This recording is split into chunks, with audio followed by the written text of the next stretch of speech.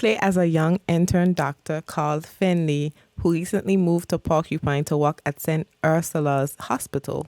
It's only been a few weeks. He is still figuring out the inner workings of the hospital as he meets new town folks every single day. Whether it be in a hospital or in the town, you can stop to talk to the locals when you have a little symbol above their heads to help you out as a hint to, hey, this is our interactive character. Not all characters are interactive, so you don't need to be following them if you see no interaction bubble or dots. Fall of Porcupine, it is an emotional story, so expect to be moved by a touching story and to get close to some of the characters that are presented in the game. I'm gonna give my review of this game and attempt to not spoil anything while giving you tips as well to help you along your playthrough, and let me know in the comments if there's any specific questions you might have about the game. If the mini games are too hard, there is a simple mini games option in the general accessibility, and you can switch it on or off. Same as a dyslexia mode, color mode, text size, and player guidance if you need some hints. If you don't remember who character is what role, you can press here on your task. I have it as Y, and your notes, you have every character description and just roughly a summary of them to keep track if in case you need it. I don't believe it's a children's game just because of the topics talked about. It's cutesy and very beautiful animation and story, but I think you need to, or you have to play it with your child so you can explain certain topics. I like the dialogue. It's very quirky. It's quirky dialogue. I like it. It's funny.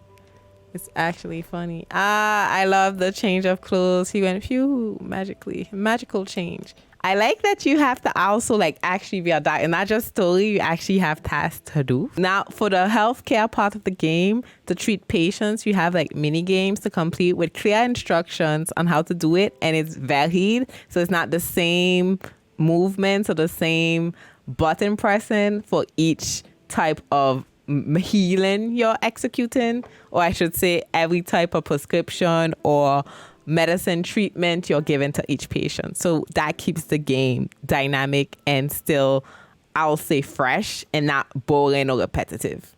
I love that the mini games are different. I really do. And they get difficult as you play. So it's not boring. It's actually really fun and entertaining because there's mixed story and game activity with various scenarios, if that makes sense. So I'm saying it to not spoil. So you're never really doing a monotonous thing. Is that the word? This game is really pretty. Wow. I know it talks about heavy topics, so it's not for kids, but it's really cute and adorable. It's beautiful. And it's so relaxing. I wasn't expecting this game to be relaxing, and I know it's the beginning, so it probably will come stressful later, but just right now I feel it's very laid back, and it's just you're just focused on learning more of the story and the people of Porcupine more than the stress of it all, if that makes sense. My next tip is talk to everyone to make sure you don't miss any storylines or hidden knowledge. If you're someone who don't necessarily care about it, then you're good. Just stick to the main story. But if you're someone who does care, I would recommend talk to everybody and check every corner so you don't miss any little storyline that might change something. And you can choose not to talk to people, so it's optional. Some of them are not optional when it's main story, but others you can choose not to talk. If your thoughts and feelings interweaving. See, that's important. You see that little interaction with Matthew links to us meeting him first time to say, hey, we met someone. And it links. For the diagnosis mini games, my recommendation is for the first line to try to weed out the different symbols so you can know already off the bat which symbol is not there at all, or which symbol is more or less, if you're lucky, you can get in one shot.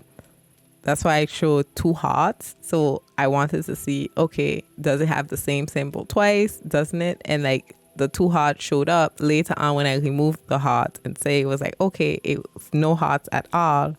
I had eliminated that symbol and know it was every other symbol besides that. one thing to keep in mind, if you're a type of game who just jumps in and doesn't look around, the only way to save is autosave. So if you miss an interaction or don't do a task that's optional, etc., or just go straight to the task and you miss other people and you want to go back, you have to start the whole game over. There's no save, and then you can reload that save file and come back. No, none of that. And that part I wish it had, because like I already missed an interaction, and I'll get into another tip how to avoid that. And it wasn't on purpose, but if I had that save or reload option, like some games do, I could have avoided missing that interaction that I actually wanted to have.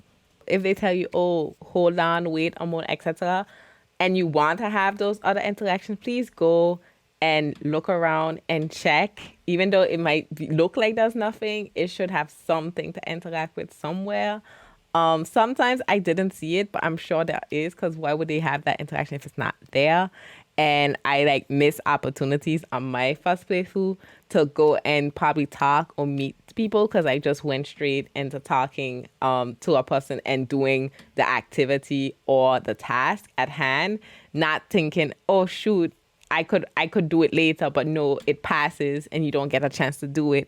So definitely, if you want to see all the ins and outs of the game, make sure you explore everything before you say yes completely to a task. You can talk to people. It does not make the time advance faster or slower. You're still on time if you're on time. You're still late if you're late. See, sometimes depending on what you ask as well, you might not have as much options depending on the character. Some characters you can ask all the questions that are prompted to you. Some others, depending on what you ask, they stop the conversation and you can't continue. So just know that. Whether you explore day or night, this game is so beautiful and tranquil and relaxed. Like, you don't feel like speeding through. And as I play this, I'm literally like playing to review and give you tips, etc. But I'm not like, I don't feel rushed to like, oh, I have to go to the hospital. Oh, I have to see this person. It's very much your own thing, even though it, of course, guides you. Like, I'm going to see Pina right now. But it's not, it doesn't make me feel like, oh my goodness, I have to speak to these people. Oh my goodness, I have to. It's just giving you at least the minimum interaction you need to have to get who you need to see, story-wise. Anyway, I tell you, each person has their own personality in this game. There are characters who don't like each other. There's characters who do like each other. There's best of friends. So it's like art to like figure out, like, what about work? I know a lot of them like, you need to go to work. I'm just like, I'm talking to everyone. The game is about more than health. It's about a system. It's about town folks. It's about relationship. And it's about care. Not only physical, but also mental. Most of the mini games are good. For the injections, I don't find the instructions are clear at all on how to do it.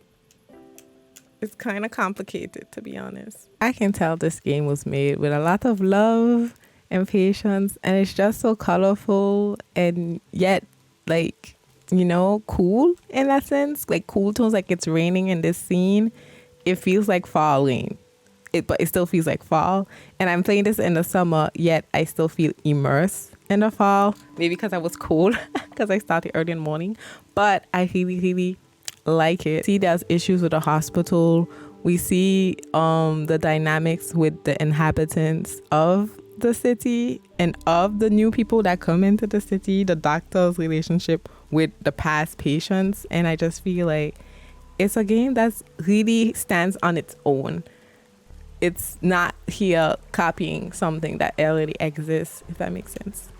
I don't know how to say her name, but Folk Ofrak is my favorite local of Porcupine with her stream of consciousness. Let me know in the comments if you play the game and who's your favorite local.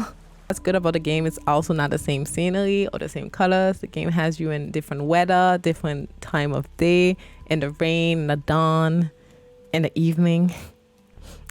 I just really enjoy the atmosphere. It's very easy to get sucked into the whole story and want to know more about Porcupine. What's great with Fall of Porcupine is that it's the right mixture of funny and touching and deep topics for it to just be seamless and not make you feel too, emotionally involved.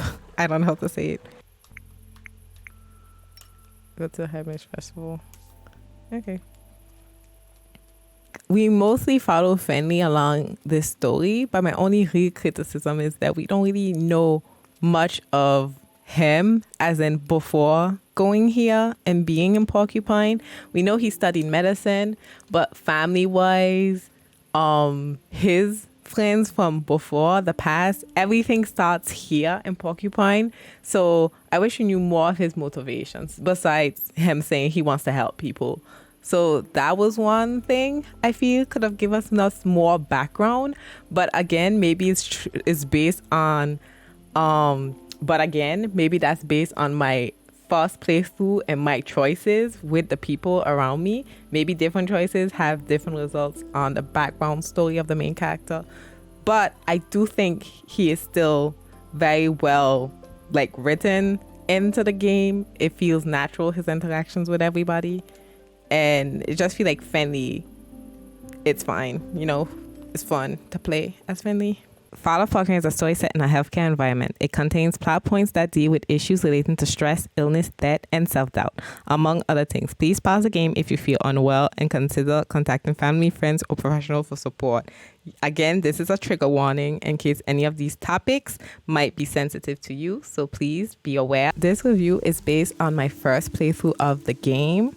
I would like to do a second one to see if I can get a different ending or different character interactions by playing, I'll say, less friendly in the game, by talking to people less, etc. Thank you to Assemble Entertainment team for gifting me a code to play Fall of Porcupine. I talked about Fall of Porcupine as well in this video where I present other cozy games that I have released or are releasing this summer. Take a glance if you want to know more. If you enjoyed this video, please leave me a like, comment any feedback, and as well subscribe if you haven't because it helps me out enormously. Share the video as well. And until next video, bye. Thanks for watching until now.